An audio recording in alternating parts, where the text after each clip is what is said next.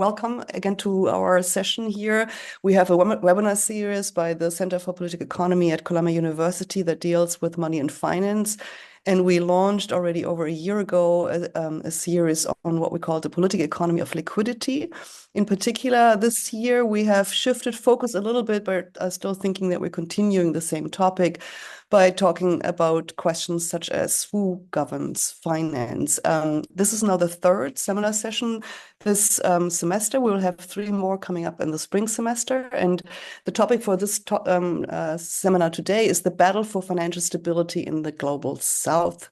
If there's a better term, let me know. We just settled on this for now. We have 2 speakers who are deeply familiar with issues of financial stability around the globe, but in particular in Southeast Asia or other emerging markets, as we also call them sometimes.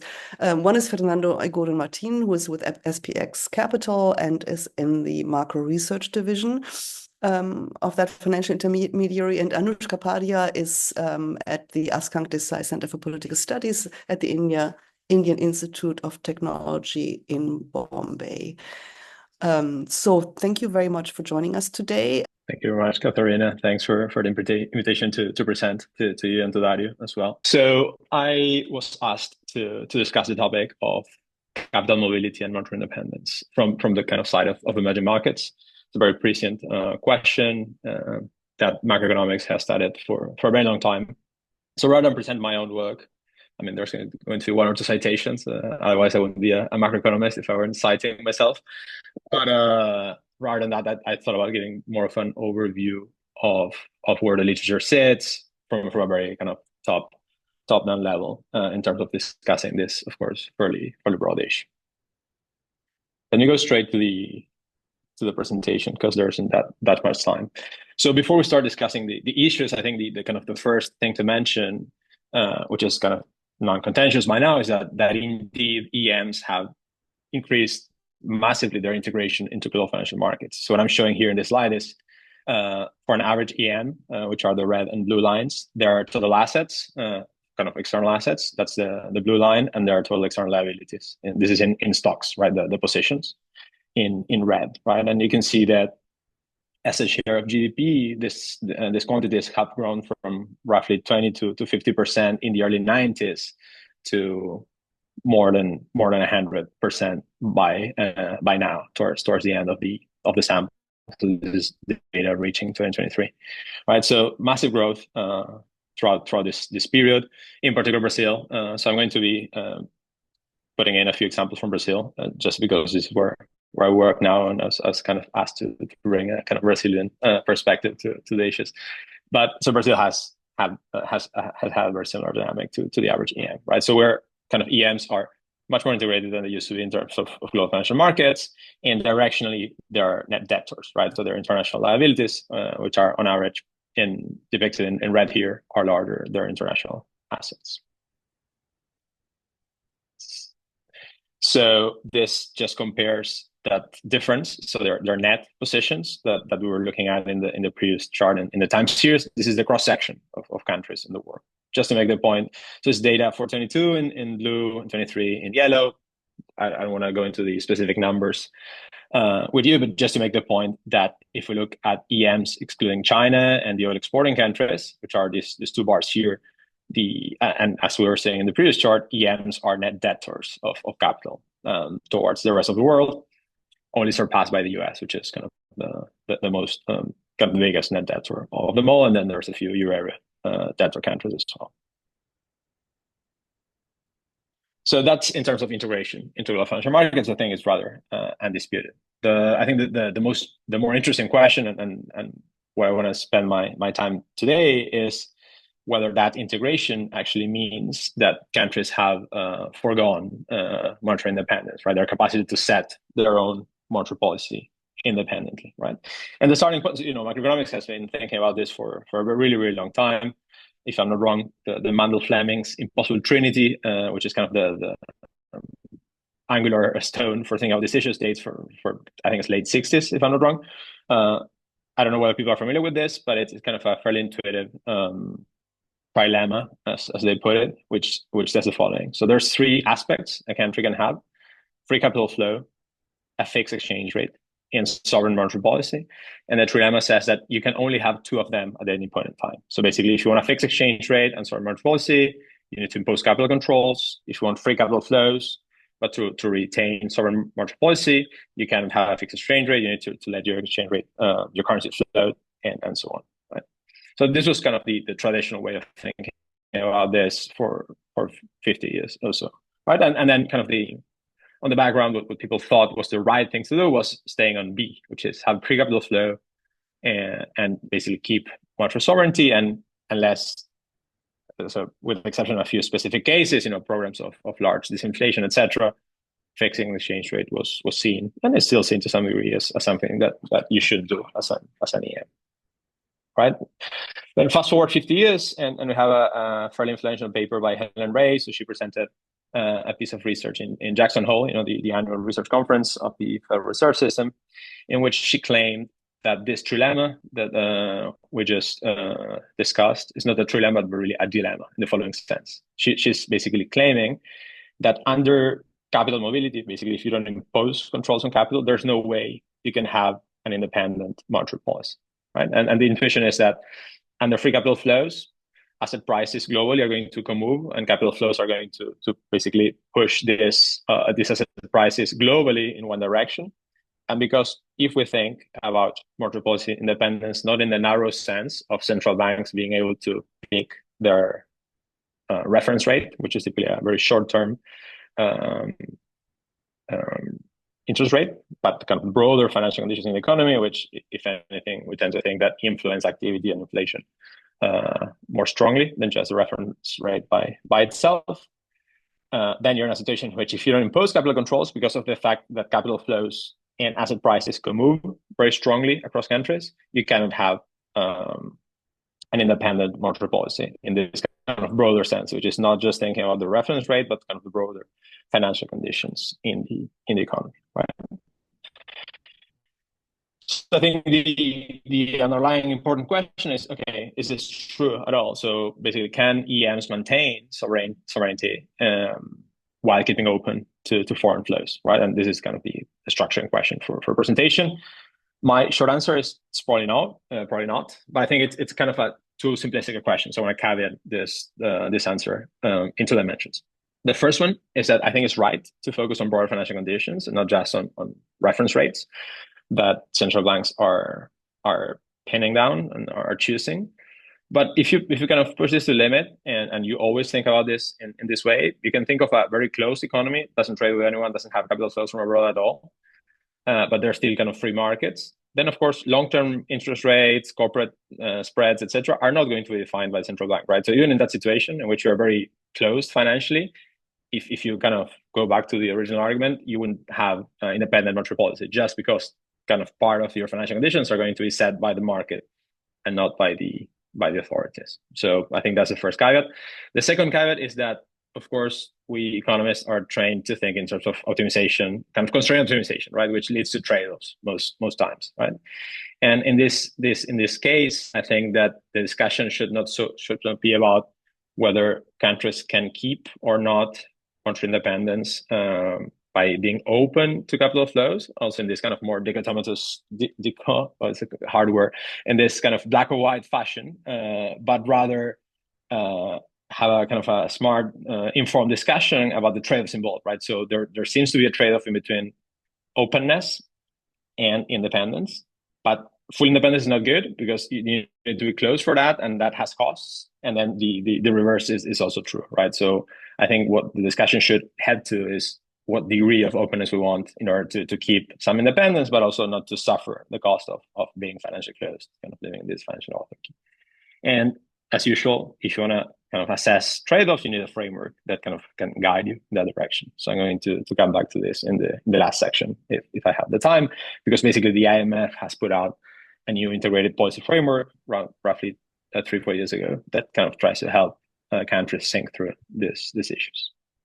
But before we get there, I want to have something a bit more tangible, which is one of the main discussions that Macro has been having in the last 20 years or so regarding this kind of connection of EMs into global financial markets. And it's this discussion of the original sin. I think that you might be familiar with the discussion, not in biblical terms, but in macroeconomic terms as well. This was dubbed back in the 90s by Eichengreen and Hassman. It refers to the fact that many EMs were issuing debt in foreign currency rather than local currency, just because they could, right? It was the only way they could do it at non-astronomical prices. But then that was fine because they were paying less for interest on their money. But at the same time, it exposed them massively to waves of depreciation, deterioration of balance sheets because they were issuing debt in FX, but still most of the revenues, both for corporates and for the sovereign, were denominated in local currency. So there was a massive tightening of financial conditions because of this. And they were kind of importing this tightness from the global system into domestic conditions, right? So at the time, there's big discussion. People kind of agreed that it wasn't great or typically good for EMs to issue debt in FX. Put forward solution, of course, is kind of the opposite, which is, okay, you should really be issuing debt in your own currency, right, in local currencies. And EMs have indeed kind of deviated from this original sin in the sense that they have started issuing debt in local currency way more than they used to do back then. So here is a chart that shows the share of total debt that is denominated in local currency from the 90s to, I think, 2024, if I'm not wrong, the latest data points. Nice database by IMF. And again, we have the EM average and we have Brazil. And you can see that both for the EM average and then even more strongly in the case of Brazil, EMs have started issuing a lot of local currency debt. This doesn't tell you the kind of the quantities by themselves, but as a share of the total debt that they've been issuing, and we saw in the first that they've been accumulating liabilities, so they've been issuing debt. More and more of that debt is actually denominated in local currencies rather than dollars. But then the question is, has that really insulated them from global financial conditions? And the short answer is no, right? So there's a key aspect that kind of was overlooked back then, or at least not widely discussed, but it's kind of taking precedence now, which is the participation of non-residents in this local currency debt market, right? And I think I wanted to bring this because I think it offers a really nice kind of mini lab of the trade-offs involved in this broader debate about monetary independence and openness, right? And it's because of the following: there's a trade-off involved, right? If you let foreigners trade in your market for local debt, that's typically associated with lower spreads. So basically, the price of debt goes up, the interest rate that countries are paying goes down, right? So it's good to have foreigners because there's demand for your bonds, and then the cost of issuing these bonds goes down. That's good from the point of view of EMs. But then the cost, people call this a double-edged sword, because the cost is that whenever things go sour, whenever global financial conditions tighten, then the countries that have the most of their debt in the hands of foreigners suffer the most, in the sense that the price of their debt falls the most, their interest rates rise the most. And I have two examples here. Taper tantrum back in 2015, which is very bad for EMs, and kind of the start of the COVID pandemic, it's also the case. The chart shows that countries that had a larger share of their local currency debt in the hand of foreigners, that's on the x-axis, actually suffered larger increases in their spreads, right? So they were paying more for their money, right? So financial conditions tightened the most in these cases, right? So tranquil times, great, lower spreads. Tough times, bad, because things go sour by more, right? The rationale is that, of course, the FX risk didn't disappear by issuing debt in local currency. It just was translated from the issuer to the holder of the debt, right, the creditor.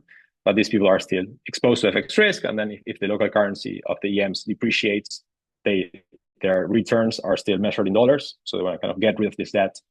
Then a sell-off is generated, and the EMs suffer on their end.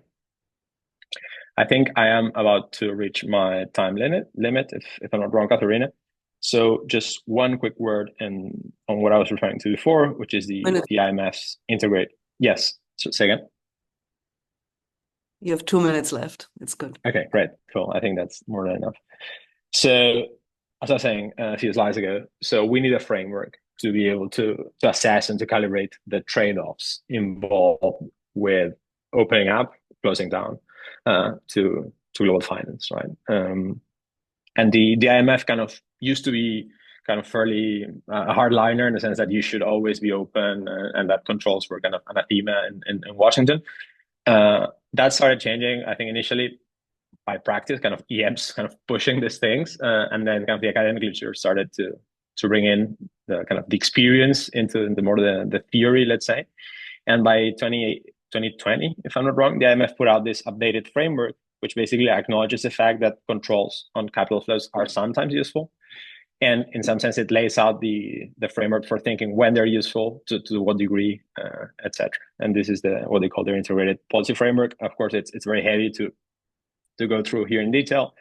The key papers are listed in the reference list that Katharina and Dario circulated.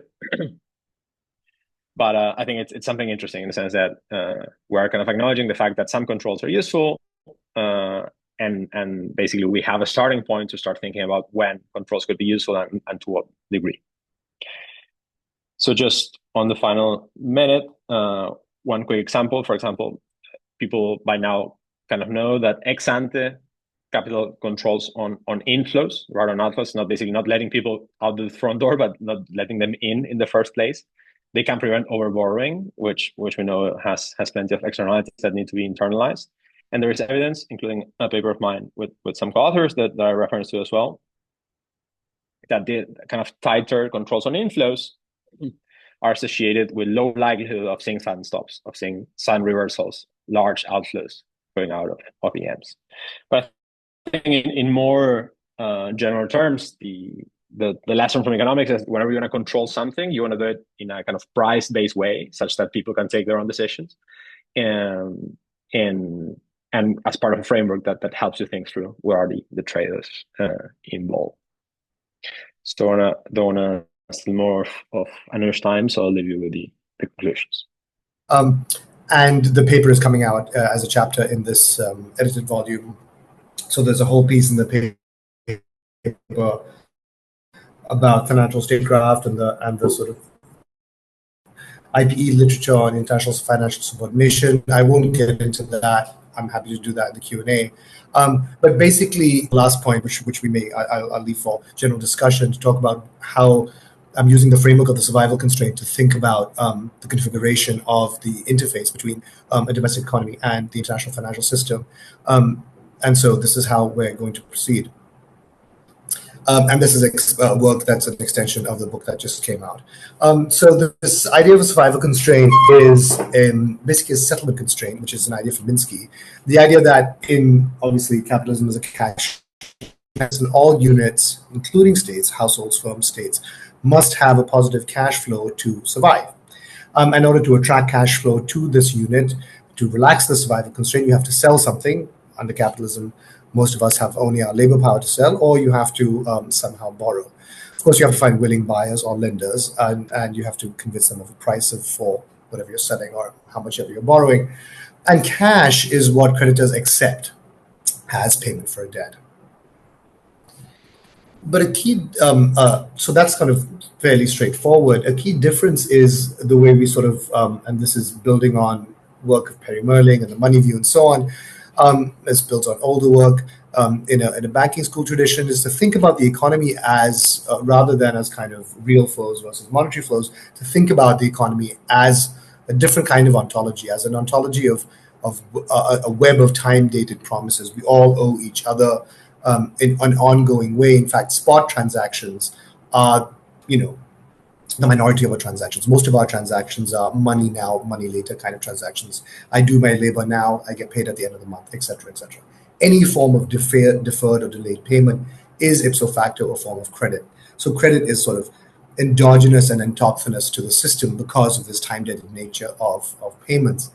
And in this ongoing web of credit, it sort of pays to be a credit aggregator.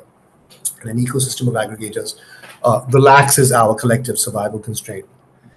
So banks emerge as kind of nodes, key nodes in this interlocking, ongoing web of payments by mutualizing interlocking claims on their own balance sheet. If the web of interlocking claims is such that someone always owes someone else at any given point in time, you can aggregate those claims so that's how what a bank does. It borrows from people through deposits and lends on the asset side of its balance sheet, and thereby socializes or mutualizes or aggregates these ongoing credit claims in an economy.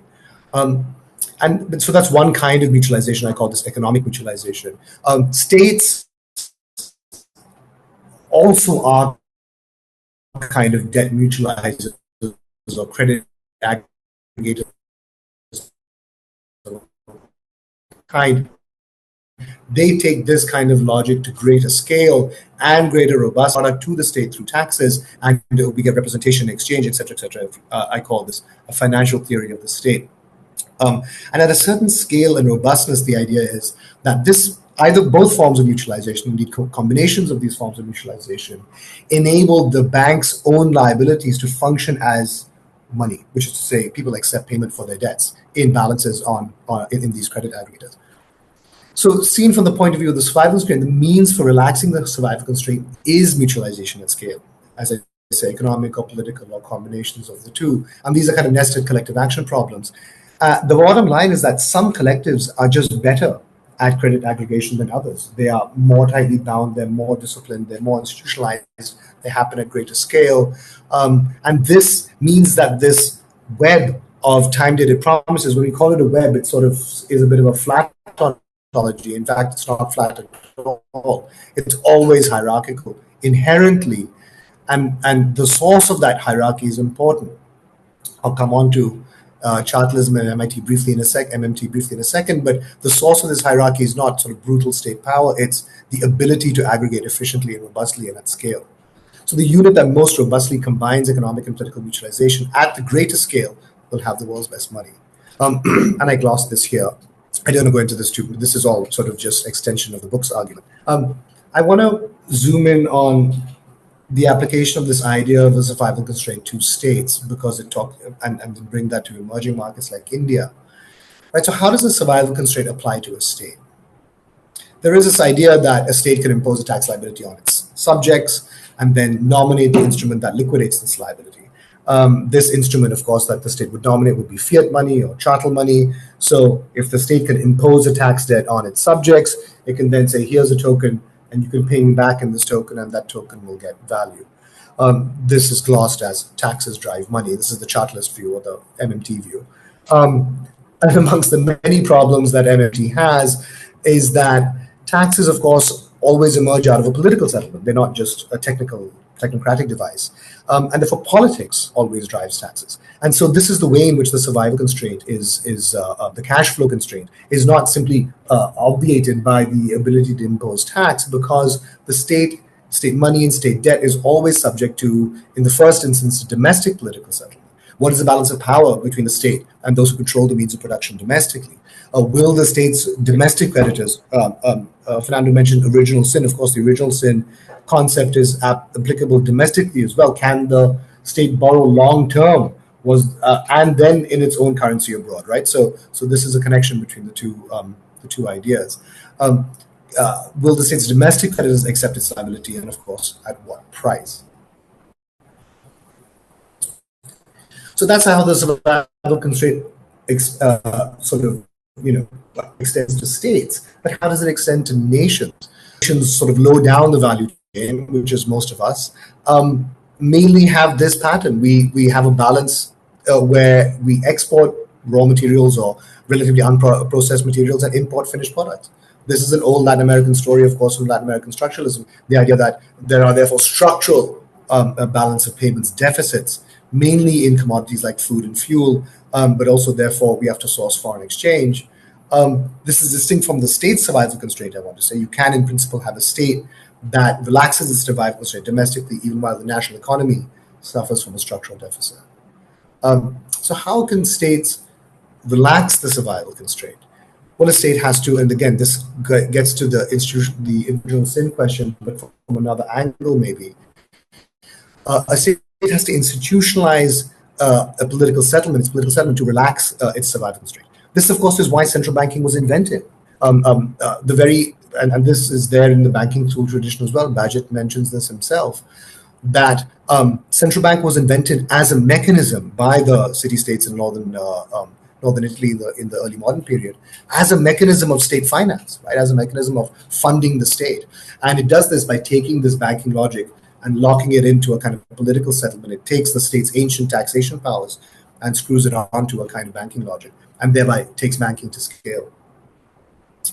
But this configuration of how this is exactly institutionalized can vary and vary and vary. The underlying political settlement itself is so various between countries, and therefore how it gets institutionalized and how robustly it gets institutionalized varies as states do.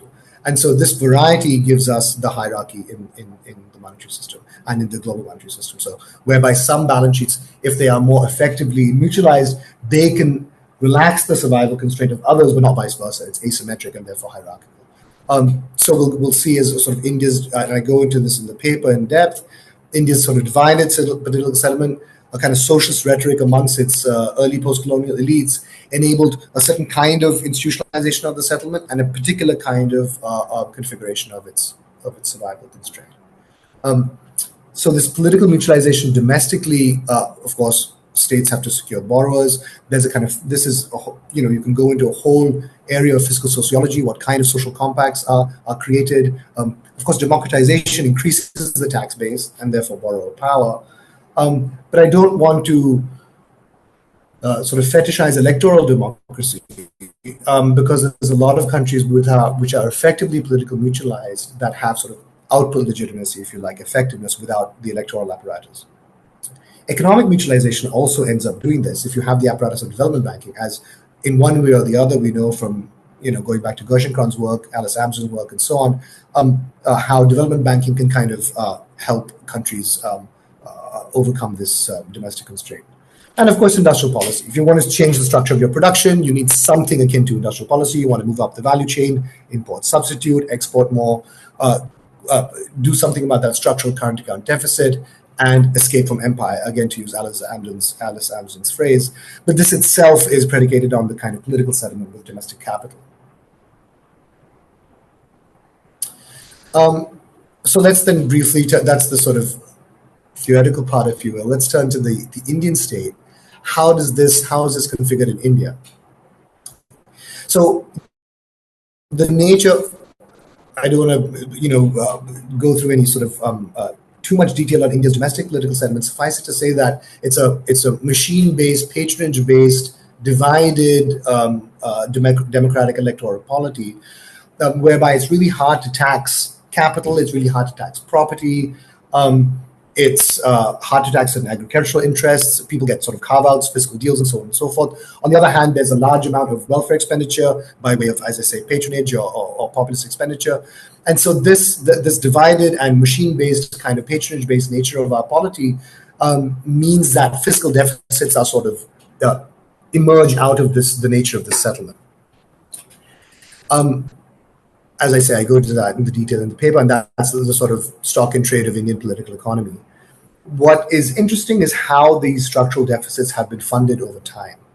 Basically, what happened is that, and it was interesting that, again, just to refer to Fernando's paper, if the economy is closed, either the cost of capital is high, or I forget what the other thing he said, is that, the one way that countries have done this, of course, is by repressing finance. Right? India nationalized banks in the late 50s, repressed these banks into buying government paper, buying government bonds. And then it's a high savings country, and it expanded its domestic banking system. The State Bank of India has the largest number, or at least at some point had the largest number of branches in rural areas in the world. So it nationalized banks and spread out this huge, big banking network to kind of monetize savings. And savings we're a high saving country, as a lot of developing countries are. We save on average about 30% of GDP, although that's declining in recent years. So you have this big, what I call this fiscal monetary machine, whereby you have a big, huge nationalized banking system. Even today, 80% of the banks are nationalized. They mobilize savings, and then they're forced, although they also hold above the limits, but they forced, repressed in the literature, in the jargon of the literature, into holding government paper. And so you have this kind of big machine that intermediates between government dissaving and household savings. And so you get a system whereby the country is enabled to have monetary sovereignty because it's not so much the denomination of the currency of the debt, although that's important, but it's the residency of the counterparties. Who are the counterparties? If the counterparties are domestic, in this case domestic nationalized banks, then that affords that is a way that India figured out to kind of fund its fiscal deficit domestically without having to dip into the international markets well into the kind of 80s, into the 1980s. And of course, this was ringed around by capital controls. So again, a particular political settlement generated a particular configuration of the survival constraint. Now, as this polity rolls on through the 70s and 80s, domestic political developments sort of drive up the fiscal deficit through the 70s and 80s. Again, I won't go through the details, but suffice it to say that this shows up, this leaves its imprint, its footprint on the configuration of this fiscal monetary machine. And indeed, this machine begins to overheat in the 1980s. They start reaching deeper and deeper into the banks. Upwards of 50% of bank assets at a certain point in the early 80s are going off into government paper. So you're really kind of crowding out private investment. Indeed, that was sort of the banks were getting so stuffed with government paper that it eventually spilled over into the central bank itself. And the political pressure, the fiscal pressure coming down the pipe didn't kind of abate. There was no counter push from independent central bank. Central bank was more or less captured. And the central bank is appointed by the central government, Ministry of Finance, the sort of monetary pundits in the central bank did try to push back various committee reports and etc. But the net result was direct monetization and inflation. So this machine begins to overheat, having performed its job, the best part of the century. This is actually the number post 1991. You can see, this is the only pattern of government paper. The orange bits are commercial banks, which are nationalized. The red is the central bank. The green are mutual funds and so on. These are large domestic. Giving you time is up, but you can wrap up. Almost wrapping up. Yeah. So the survival the current account deficit is again structural, failed import substitution, failed industrial policy, and with the domestic machine overheating, we got into the 1980s. We got into a situation where there was an extraordinary foolish buildup of short-term external dollar-denominated debt in the 1980s, and this eventually spills over to a balance payments crisis in the 1990s. So again, the crisis comes thanks to kind of failure of institutions designed to relax the survival constraint.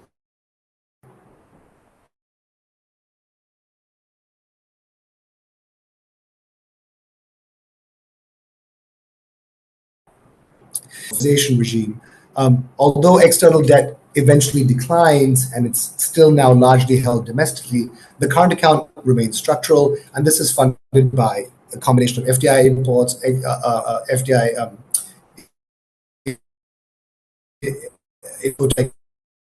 exports, remittances, management, and so forth. What's particularly interesting, what has changed, and I'll show you slides in a second and wrap up, is that private external debt, so external commercial borrowings, have replaced external sovereign. Even though the foreign ownership of sovereign debt is capped, so we do have capital controls, and the rupee risk is socialized by the RBI managing the exchange rate risk. So this is our current structural current account deficit. Here you can see the red line. The red line is private foreign debt going up as a balance of as a share of the total, and swapping places with public debt. This is rising private external commercial borrowings. This is dollar-denominated borrowings externally. You can see the super important role of remittances. Not all of this is IT earnings. IT earnings are actually just a third of our software earnings. So we have this mixed political settlement. The oligarchs are the ones who are actually borrowing abroad in dollars quite substantially, although nationalized banks still own the sovereign, the bulk of sovereign debt. So the national survival constraint is relaxed by these workers sending money home and U.S. dollar borrowings of private businesses. The bottom line is this: a particular political settlement gives you a particular configuration of the survival constraint. So let me stop there.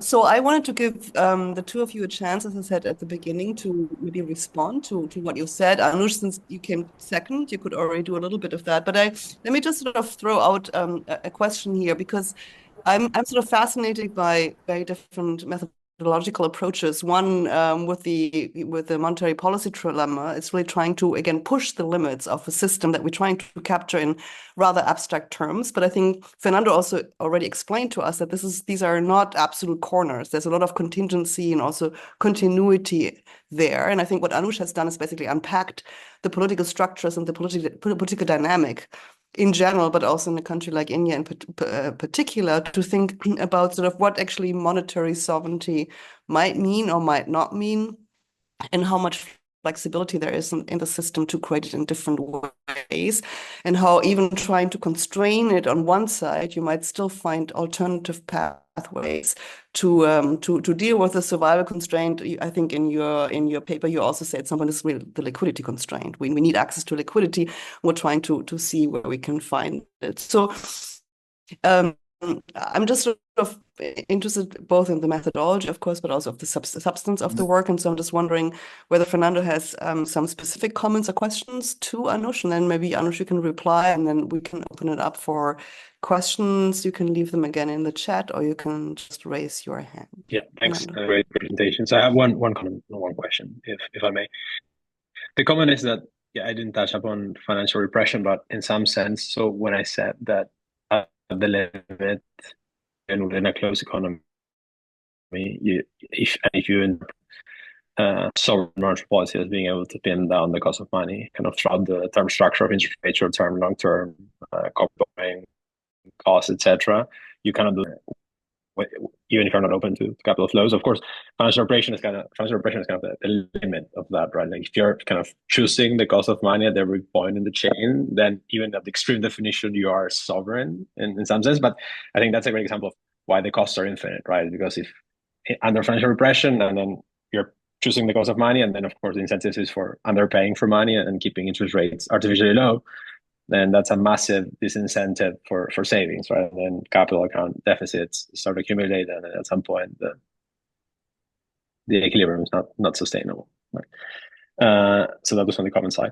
On the question, so when thinking about these structures, I'm not too familiar with the literature, right? So I might be saying something not too structured, but when thinking about these structures of kind of survival constraints and mutualization, how do you think about the kind of the open economy dimension of that? Because in some sense, I mean, kind of it seems like the angular stone, kind of the cornerstone, is around the capacity of the state to extract taxes from its citizens somehow.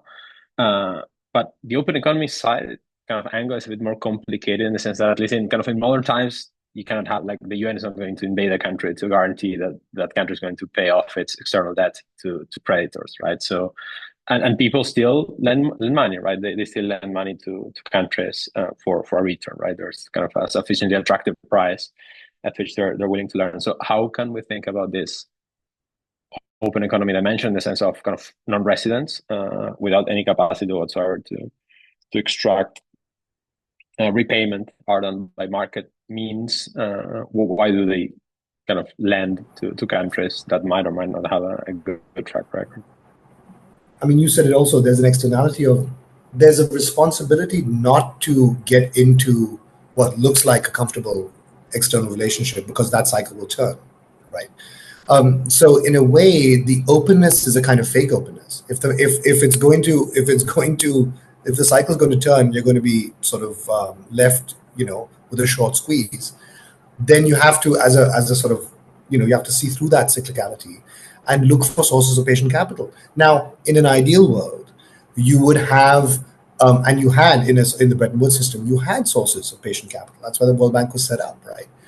You had concessional finance, which was provided. The problem, of course, is that the countries that received that didn't, sort of cash in as much as they could have. Some countries escaped, and most didn't.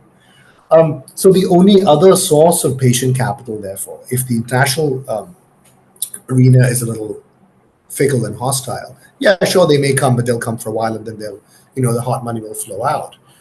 Hence the search for domestic solutions, hence the search for domestic repression, right? And you're absolutely right. You can only, the repressing finance and artificially keeping the cost of domestic finance low is all money does, all credit does is buy you time, right? It depends on what you do with the time that is then bought, right? and a lot of developing countries didn't evolve disciplined industrial policies. But those that did, repression was a success, right? You got prices wrong. Not you didn't get prices right. You got prices fundamentally wrong. But and also, of course, you prevent capital flight. You force household savings. You repress them into the banking system. And then you control the cost of capital for business, but then you make sure that business moves up the value chain, right? That's the political economy piece around industrial policy. So money only, the repression it's a very high stakes bet. It's an extremely high stakes bet, which most developing countries, make that bet and fail.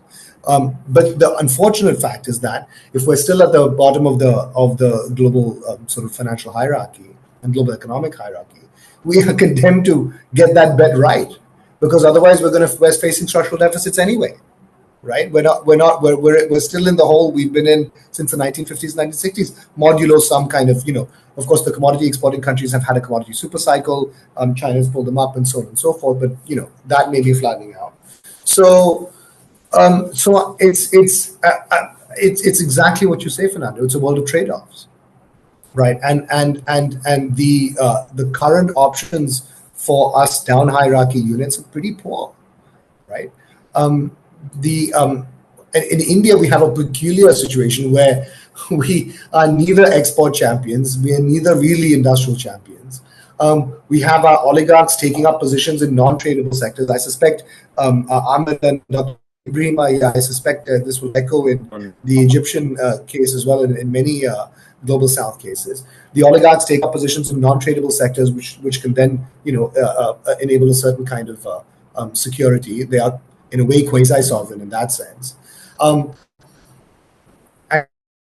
then you have repressed finance domestically, right? So it's a very interesting kind of system. Can I just chime in? Political settlement, Anush, that you talked about is critical for thinking about what options countries have in their financial opening. But we've also seen, I think that goes back to the data that Fernando shows us, that there is actually structural difference between the global South and the global North.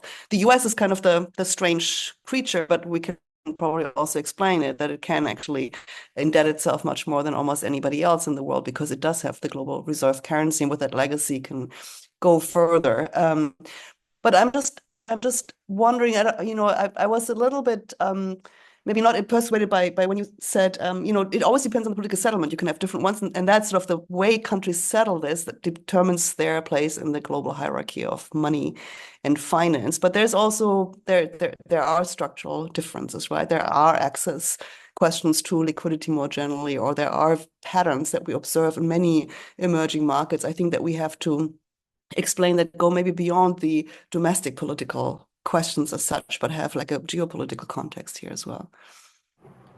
I suppose my answer to that would be certain configurations of the domestic political settlement do enable you to be productive enough to attract dollar flows to yourself. This is the export champion story. And thereby relax the, now of course, the immediate argument would be, well, that's not a solution for all developing countries. Because not everyone can be a surplus nation. You don't have to be a surplus nation. You don't have to be an export champion, right? At least if you're exporting something, at least if you're import substituting something, then that constraint is relaxed to that degree, right? So then the question becomes, can you get your domestic political settlement sorted out sufficiently to change your production structure to therefore relax the survival constraint? So the system is the system. We don't issue world money, right? So we have to somehow figure out how to attract world money to us. Now, either we borrow it or we earn it. And borrowing, that's exactly what Fernando was talking about, has those cyclical properties. So we're condemned to earn it, and that means or the flip side of earning, which is saving it, which is not spending quite so much. I mean, we import 80% of our energy in India. It's insane, right? And again, you can try to make geopolitical bargains, geopolitical settlements to relax that, right? Of course, every time the East Asian development state is brought up, everyone immediately say, "Oh, well, there was a generous kind of geopolitical envelope within which they existed." That's of course true, but that's necessary but not sufficient, right? So yeah, that would be my response to that, Katrina. Is that the nature of the settlement itself then can relax, then elasticity or discipline kind of can come out of that. So maybe one more question for me to Fernando, and again, you can also raise your little hands and ask questions. I was just wondering about the changing IMF framework. How conducive it is actually, how responsive it would be to the different conditions that you would find in different countries. So if Anush is right and says every country has basically to solve their own political internal issues in order to find ways to relax their own survival constraint, it's not a given that you have an elastic survival constraint, but you can work on it. Then I'm not sure whether the integrated framework that the IMF developed in response, of course, to the global financial crisis, realizing that just having capital flows open as a mantra is not really a solution. I'm just wondering whether it's sufficiently contextualized or fine-tuned, and whether those questions of political details in different contexts actually matter also for you from a, let's say, from a macroeconomic advisor to what effectively is a hedge fund or financial intermediary in the world. How much attention actually is being paid to these kind of issues? So trying to structure this into terms that kind of macroeconomics deals with, and kind of by extension investors deal with, and even the integrated policy framework is cast in terms of. I mean, of course, there's nothing to be said regarding structures of power, etc. Right? I think there are kind of political arguments being taken into consideration in terms of the capacity to sustain over time a particular program, generating capacity to repay, etc. And kind of the IMF has been increasingly vocal about that. For example, the case of Argentina is one example in point in which they have been. I mean, then you can argue whether that's possible or not, but they have been putting at the front from the discussion of okay, there's going to be an adjustment, like who should kind of bear the cost of the adjustment, etc. But going back to the original question, I think it boils down to, if you're thinking about in Anush's terms, kind of relaxing this constraint with money from abroad, which I think it's going to be the starting point that you're discussing. I mean, one way or another, you need to guarantee that you're likely to repay at some point, right? And then how you do that is via fiscal surpluses, and then whatever political configuration leads to that fiscal surpluses, that in turn generate the capacity to repay whoever's lending you money from abroad. It's going to be relevant. Then whether it's achieved one way or another, it becomes less relevant. I mean, of course, nowadays it's not these 80s, right? That you need to generate the money anyhow, and then like how you do it internally doesn't matter. Of course, there's all sorts of ESG considerations at play. For example, investors not wanting to touch debt of countries that are run by dictators or warring wars, say for example Russia, etc. But end of the day, I think in terms of numbers, it boils down to whether you can generate the revenue to repay, subject to some sort of democratic / broader rights constraint. But also of this kind of internal political structures that do not feature top line, because it's really hard to A, quantify them, B, find a way in which you should kind of either penalize or encourage either configuration, right? But that also might explain why in the end we might still have more sudden stops than you would expect, because we don't really understand the local problems, and so the only way out is an exit, no? At that point.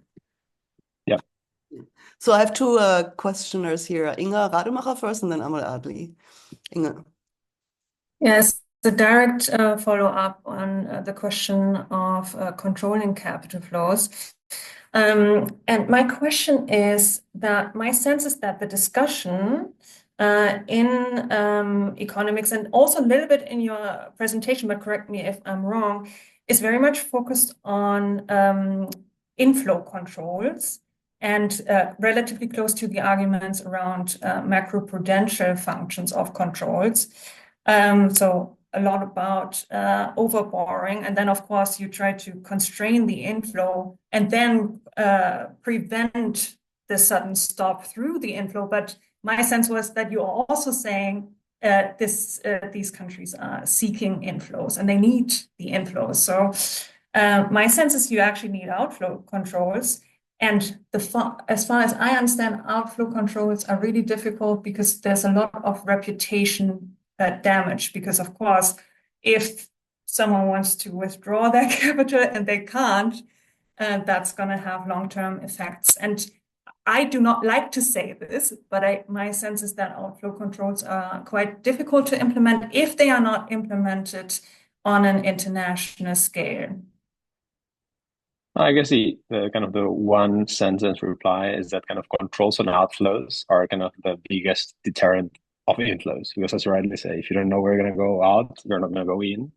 And then we kind of begin from the point that countries do need foreign capital either to invest or to fund their business, right? So if anything, I think the more market friendly way of controls that you can try to make work, and that the kind of the IPF focusing on is controls on inflows, because ex ante you're saying, in order to buy my bonds, you're going to have to pay a tax, right? So there's going to be an X% tax on the money that you park in my system on which you earn money, and that's ex ante fair. These guys are know of this and they're willing to do that, to buy those bonds even if they have this additional cost, and in that way you kind of increase the cost of money.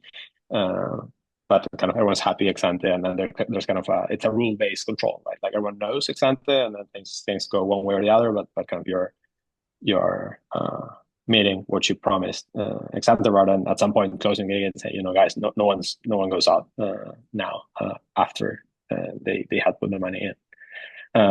And regarding I think that where you start from, like many of these inflow controls, for example, what we had in the period just after the global financial crisis, kind of from 2010 to 2012 or so.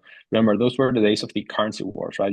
In some sense, EMs didn't want more capital, right? Their currencies were appreciating massively, and they were actually trying to prevent inflows. And the kind of the market-based way of doing that was imposing some inflow controls in the form of taxes. You want to park your money in Brazil, you're going to pay an X% tax on those exposures. So it is not always ex ante true that you want to attract the kind of the most capital possible, because there's all these externalities that we've been discussing that you need to take into account on the kind of more business cycle fashion. And then on the other hand, because there is a direct link to how much your currency is appreciating, and then in terms of what Anush was describing as either borrowing money or kind of earning the money, if earning is kind of exporting to access dollars with a more overvalued currency, it's kind of harder and harder to earn your money rightfully in between inverted commas in global markets. But there's trade-offs involved along the way. There's a very interesting discursive split in this notion of controls, because we call it controls, which is of course verboten as far as market speak is concerned. But a lot of hedge funds have lock-in periods. It's like completely normal in the hedge fund world to have lock-in periods.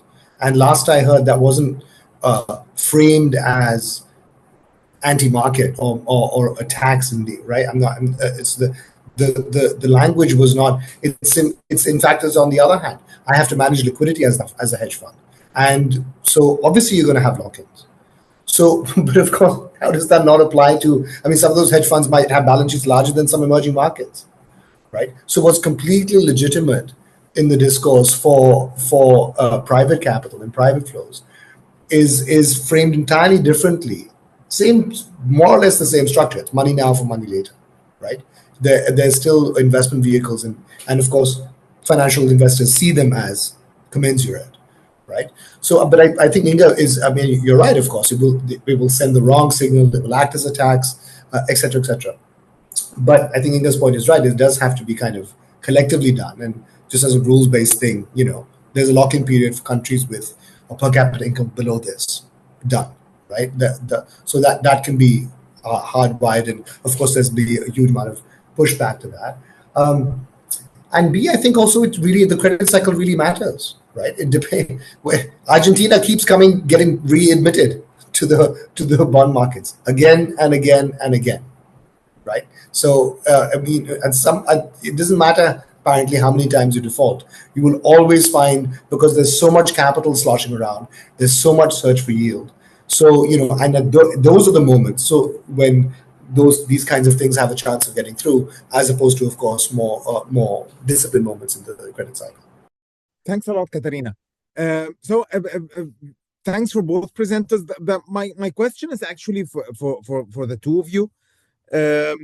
I think that there are so many continuities and complementarities between both, having to do with the overall governance structures that regulate or that shape the ability of these global southern economies that are at a chronic structural disadvantage when it comes to the need, but also the terms and conditions under which they access, especially foreign currency. And when it comes to this, I just wanted to broaden the model a bit.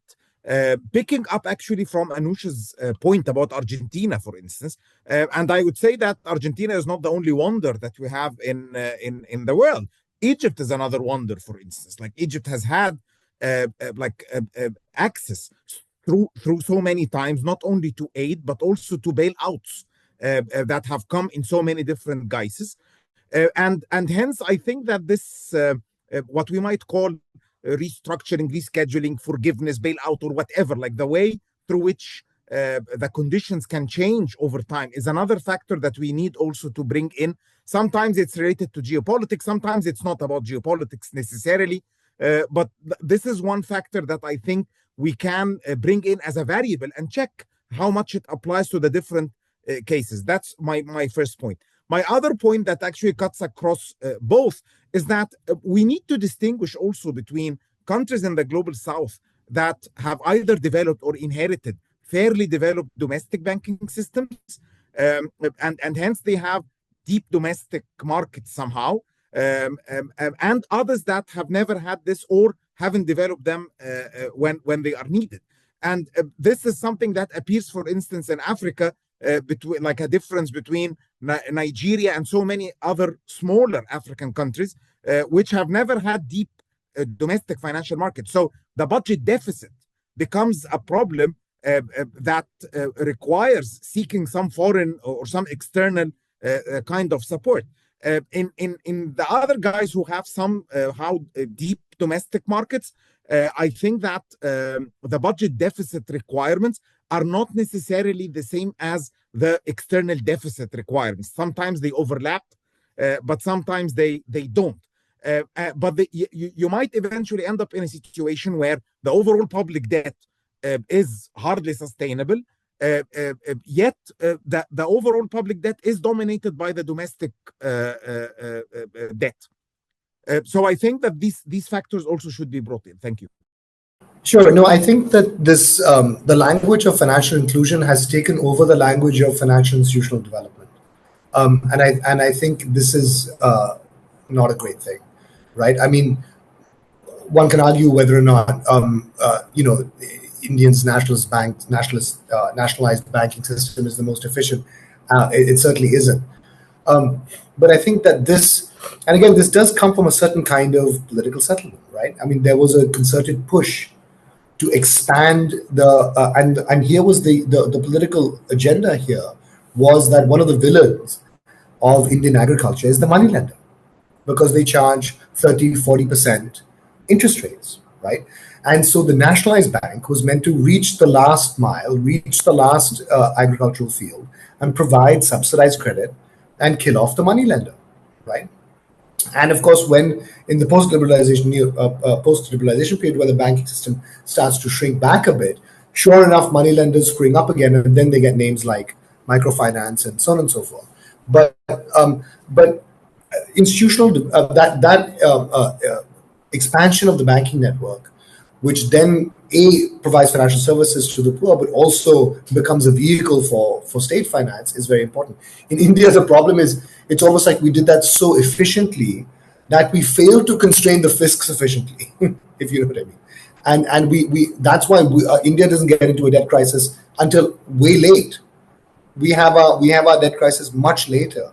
We have an IMF program in the early 1980s, and then once the petrodollars have done their work in the rest of the developing countries, then finally they make their way to India, right? But we were able to delay it that far because we were almost too good at solving this problem domestically, that we didn't constrain the political system enough domestically, and that led to all kinds of rent seeking and patronage and so on and so forth domestically. So you can, the case you're talking about, the case of sub-Saharan Africa not being developed enough, in the sense we were too developed, and so it can happen in the other direction as well. Yeah, I think in relation to Amir's first point regarding, I think it was raised by Anush as well, countries that kind of keep on coming back, like Argentina, and I think it was mentioned that same case for Egypt. I think and we're seeing with Argentina now, right? So for example, Argentina is in a situation in which they kind of, macroeconomically speaking, it's kind of correcting things more or less, but still the cost of issuing that is huge, right? So it doesn't have market access in practice, and that's because of reputation, right? So there's plenty of literature that shows that defaulters face a higher cost for money, rightly so, because they have this reputation of potentially they're going to default upon the people that lend to them. So it is not the case that countries keep on coming back to the market for free and that kind of people forget about what they've done 10 years ago, 10 years ago, or 30 years ago. There's kind of a cost to that. But then, as we've been saying throughout, also there's a high enough incentive at some point that people start lending money back. And I think that's fine. In some sense, it's how it should work, right? If you want to offer everyone the chance to kind of rebuild reputation and to have access to capital to develop, it's again yet another trade-off that lenders, kind of international lenders in particular, need to calibrate in a world of free capital, in which they at some point might be willing to lend money even to a chronic defaulter or a country that has defaulted many times in the past, because they believe that this time is going to be different. Then whether it turns out to be different or not, it's another story. But there is an initial penalty for having defaulted a lot, and then at some point that penalty is low enough such that money starts flowing back in. Yeah, great. So my question is it's pretty open-ended now. I'm really just looking to expand this discussion out to a global south country that we haven't really talked about so far, which is China. So I'm interested in how some of the dynamics that we've been discussing here about survival constraints, about dilemma versus the trilemma.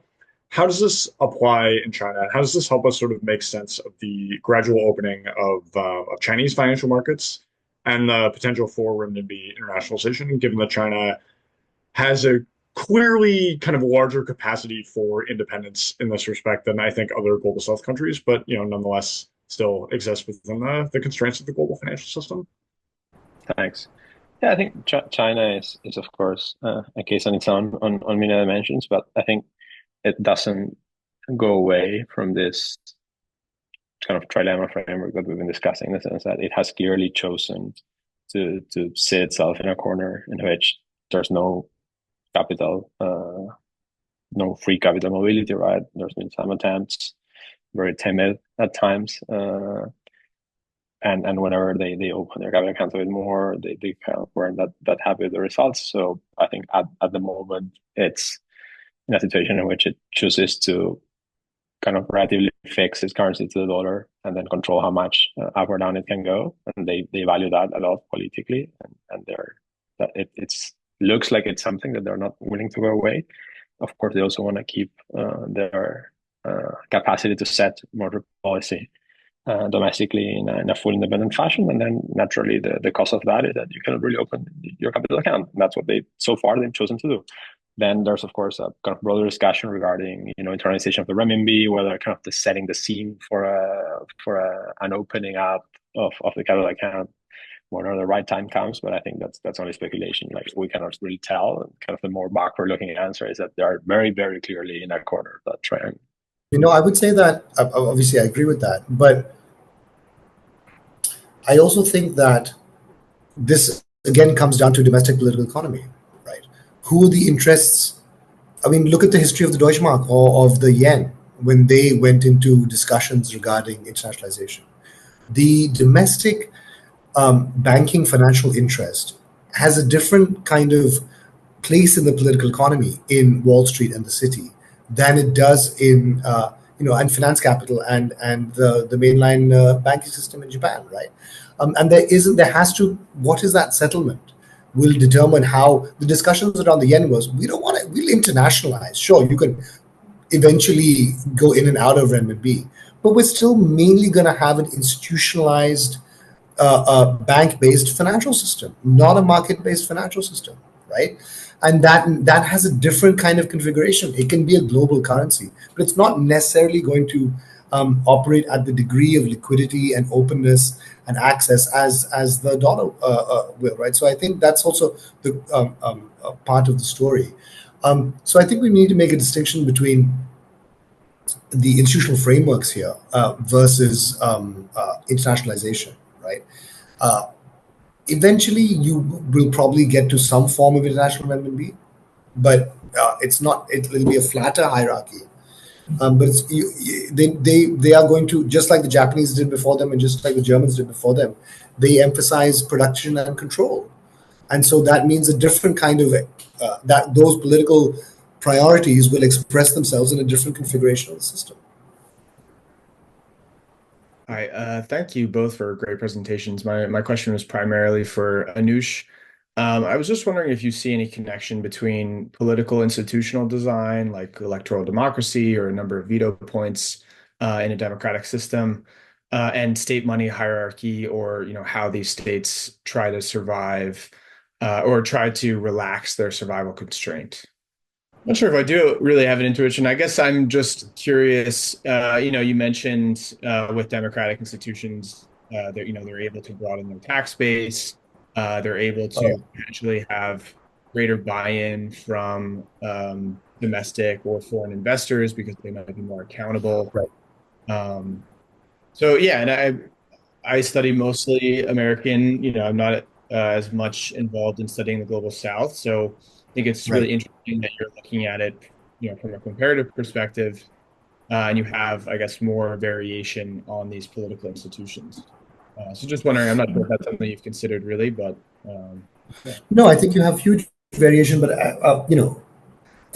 you can democratize with output legitimacy. It's the People's Republic of China. They don't have an electoral democracy, but if they don't produce growth, that's one of the reasons perhaps they're obsessed with growth. That will show up in social stability, right? So in a way, output legitimacy is more brutal than input legitimacy. In India, we elect a government for 5 years, and then they loot and pillage for 5 years, and then we elect the next guys, right?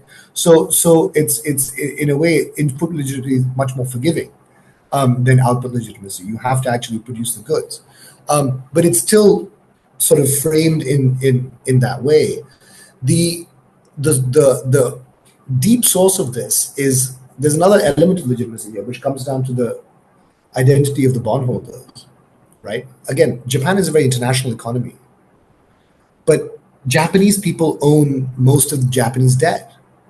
That's why Japan can have 250% debt to GDP ratio. Talk about a relaxed survival constraint, right?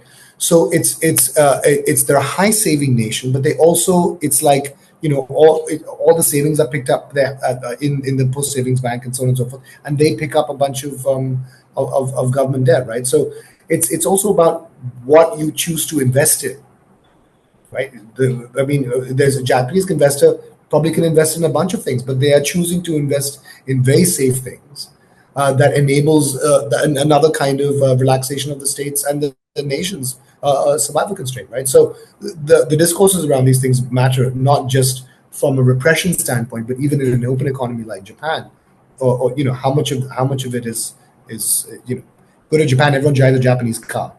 No one's driving there are barely any German cars, right? So there's a different kind of economic nationalism that is enabling then a certain kind of financial configuration and therefore relaxation of the survival constraint. So that links to the question of legitimacy as well, is my point.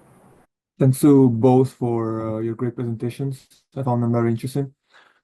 I wanted to go back to a point that to some extent was mentioned by both of you, which is opening up a little bit the concept of capital inflows. So we know that hot money can be very different from FDIs. And this also goes back a little bit to how we should reframe things in the world in which we live, and to the point that Anush was making about capital, patient or inpatient capital.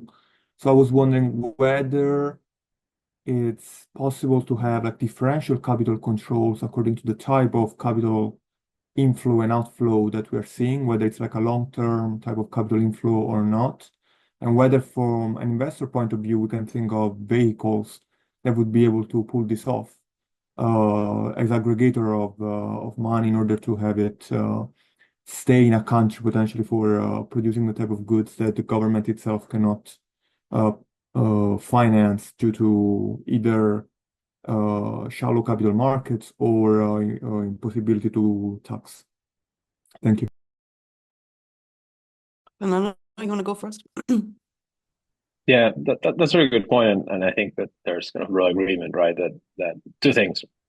First, FDI is way more stable, as you said, right? And it's kind of more term in nature, but also less reactive to financial conditions, right? But then on the restricting side, it's also how it's been played out typically, right? So whenever we talk about kind of market-friendly capital controls on inflows that EMs have put in place, particularly in that period we made reference to before, and that might still be doing it at the margin. Many of those controls are kind of a function of the holding period, right? So I think even going back to Anush's previous point regarding gating and kind of the capacity to go in and out, like many of these controls on what people typically refer to hot money or kind of portfolio flows, these controls will tell you, like, if you leave, there's even kind of parking periods, right? So like first 5 days, you cannot pull your money out. And then if you leave it up to 30 days, you're going to pay X, and then more than 30 days, nothing, right? So for sure, policymakers, when they design this sort of kind of market-based mechanisms for trying to encourage more stable funding, definitely have these considerations in mind, right? Both in kind of more structured terms, which is kind of FDI, someone kind of buying up a plan, versus portfolio, which is just kind of buying a kind of equity from a company or from a market company or debt. So both in terms of the kind of the nature of the money, where is it going, and then also the kind of what people typically call the holding period, and that's really ingrained into these frameworks. And I think it's kind of a fair thing to do, and something that seems to work in practice. Exit is a brutal form of discipline. So somehow we need to get, and the problem with patient capital, of course, is that it's locked in. And so how do you control what's happening? As Katrina was saying, if you don't have visibility on a domestic kind of political setup, then you want that exit option, right? But the other alternative is to increase visibility and to increase discipline. So we have to figure out a system which combines patience and discipline. The problem, of course, is that patience and discipline often are at odds with each other. That the more patient it is, the less disciplined it is. But of course, the less patient it is, it's brutal discipline. It can leave tomorrow, right? Even FDI, and a lot of things can be coded one way or the other, and so on and so forth, right? Not to mention leads and lags in the trade account, and so on and so forth. So again, this was the way in which development banking was framed, both domestically and internationally, right? It was, and again, I talked about the German banking system before. The entire German economy was built on long-term bank-based relationships, where private banks played the development banking function, right? But in order to get development, some set of balance sheets, domestic, international, someone's got to play this role. But if it's merely patient and not disciplined, then you're just going to have low rates of return, and no one's going to come back, right? So that's the tough ask, is somehow to combine the properties of, and as I say, it's really hard. We don't have any more development banks in India. All of them, got too many bad assets, and they were all converted into commercial banks.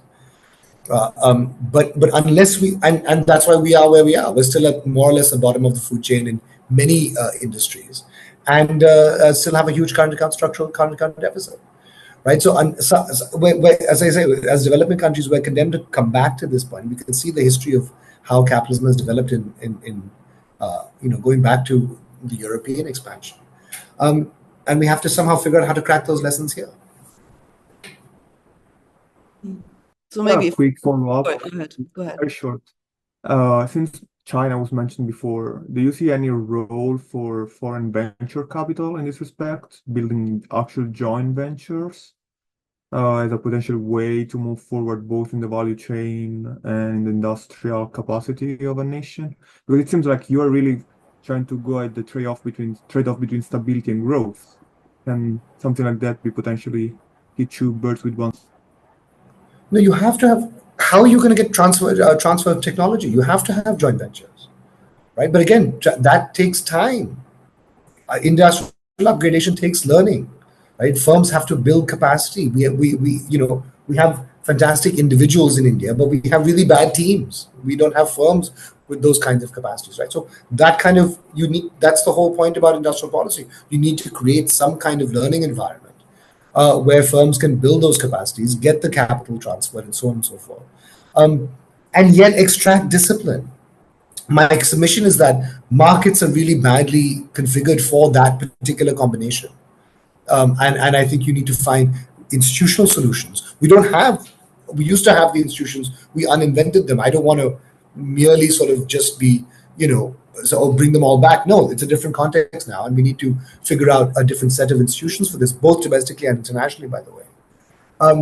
But I don't think, so in a way, the narrative about capital controls from the IMF is almost a conservative narrative, because it still takes for granted a market-based system modulo some sand in the gears. But I still think that's not the best equipped for. Maybe when it's a mature system, it can graduate to that. But at our stage of development, I'm not convinced that it's going to give us the combination of patience and discipline that we need to create learning environments. So maybe if I can just chime in here, maybe ask the last question, unless somebody else raises.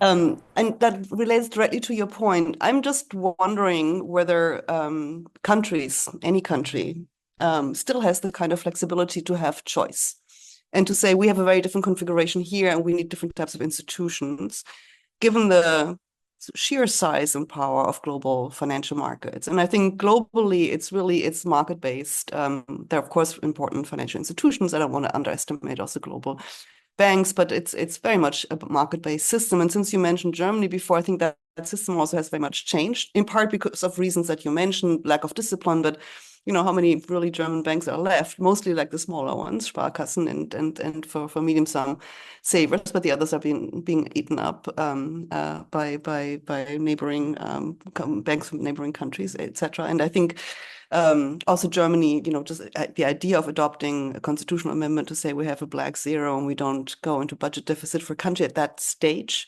It was a political move. It was also a silly ideological move, if you want. But I'm also wondering about the extent to which there was a real fear of losing the kind of access to global financial markets that a country like Germany has always taken for granted. So question to both of you, really, what are the choice options? And this really goes back to the question here, who governs finance? If I can just, summarize my impressions from both presentations, I think Fernando says finance is governed by mostly by markets, and they make their particular choices, and the policy space depends very much on past performance and the calculus that financial intermediaries are making. And Anush, I think you're still saying there is actually room for industrial policy. There is room that is at the center of finance is the political settlement, but the political settlement can change. So there's no sovereignty in that, as a single actor model, but there's basically a changing dynamics of the political settlement in different countries. But there are still options for changing your place in the global hierarchy. And I'm just questioning whether that flexibility still exists. In terms of the kind of narrow question, is a room for heterogeneity and kind of experience design, etc. In some sense, and I think it goes back to our discussing like 20 minutes ago, as long as you are or you will be able to honor your debts, then anything goes, right? In the sense that like people are like, if you want to do industrial policy, like I personally don't think it works, but if you want to do industrial policy with the money that someone lent you and you're able to pay back, fine. I think kind of markets are not going to punish that, right? So they're willing to lend and I think when I said that there's a cost of having defaulted in the past, etc., that's true. That's definitely there, but almost only as a signal of future behavior. And our markets are very much forward-looking, and if you look at cost of debt for countries that are in different positions, they are not necessarily reflecting the kind of the current state of things, but more the kind of the forward-looking, like where do markets think that governments will be able to be in 2, 3, 4, 5 years time, right?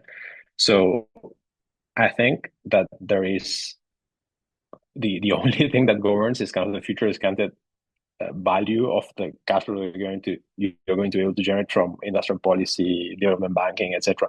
If by doing that you will be able to generate enough surplus to pay back the money that foreigners have kind of lent you, I think that's fine. Like no one's going to challenge that. Then the kind of course the historical track record makes, and then people are going to kind of penalize some uses of money more than others. But I think kind of in a fair fashion, right? Yeah. But the final say lies with markets. I mean, if you think who governs, I don't see no alternative, right? If then you have to go back to financial repression, which I think is literally picking quantities and prices that forward to financial. Yeah. Okay, sorry, Fernando, I interrupted. Go ahead. No, please go ahead. No, I think that I would say that most global South countries still have bank-based financial systems. I would go so far as to say that most coordinated market economies still have a bank-based financial system. I don't know the German system as well as you do, Katrina, but I was reading about the Japanese system recently. And there was a concerted push from the Americans to push it into a LME kind of mold, a liberal market economy mold, ratings agencies, corporate bond market, and what have you. Failed. Right? It's basically still a bank-based financial system. Korean markets are still a bank. India, China, these are still bank-based financial systems. I think what Fernando's work shows is that the interface that has been marketized the most in a way is state debt. It's that external interface where state debt has been largely marketized because the capacities for the institution building of the domestic system has been perhaps the politics aren't right, the state capacity isn't there, the discourse has shifted. So I would say, notwithstanding a whole generation, 30 years of neoliberal dominance, I would still, this is actually, Fatima and I want to write this paper also, is to actually just, notwithstanding all the talk of financialization, what is the balance between bank-based systems and how does that distinction even make sense anymore, given that banks can fund in markets and so on and so forth, right? So in emerging markets. So I have an empirical question there. Anecdotally, I would say, just from looking at certainly Japan, Korea, China, India, we're still more or less. So that means, and that I don't think, but that's a kind of almost like a de facto institutional inertia kind of autonomy. Who controls, who governs? That we haven't leaned into that as yet, and we don't have a kind of discourse to kind of make that a cutting edge, right? Even the Japanese were sort of like, okay, we'll have ratings agencies. You want ratings agencies? We'll have ratings. You know what I mean? It's sort of the weapons of the weak. We concede the dominant discourse, but we'll sort of foot drag and frame it in the dominant discourse if the Americans are so keen on having Fitch and everyone here, right? And so we'll do it, but it's kind of fake. But we haven't yet broken out of that mode. So no, actually, this is more appropriate for what we need right now, right? So I would say that the bulk of the governance is who decides. I would separate that: who controls the institutions versus who controls the discourse. And I think there's still a lot of institutional diversity, but I don't think we have a discourse commensurate with that diversity. Thank you both very much for joining us today and for presenting your work and for engaging in a lively debate. Thanks all of you who have participated, and we'll hope to see you next year for another couple of sessions on related topics.